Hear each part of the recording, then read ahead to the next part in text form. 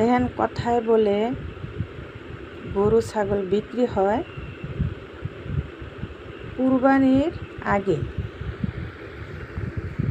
আর পাঠা বিক্রি হয় পুজোর আগে। পাঠা বিক্রি হয় পুজোর আগে। যে হিন্দুরার যে পূজা হয় ওই পূজার আগে পাঠা বিক্রি হয়।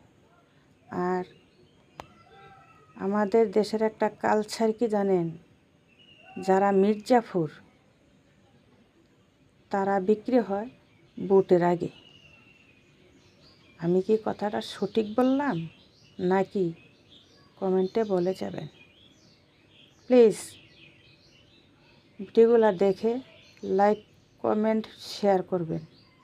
কিন্তু আমি যতটা ভিডিও দেখি সবটির মাঝে না পারি একটা লাইক হইলে দিই, কিন্তু আমার ভিডিওগুলোর বেলা আপনারা সবাই এড়িয়ে যান কেন?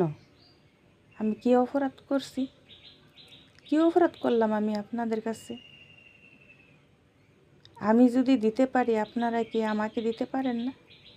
পাশে আসি, পাশে থাকুন, মিলেমিশে চলতে পারি যেমন, বুঝছেন?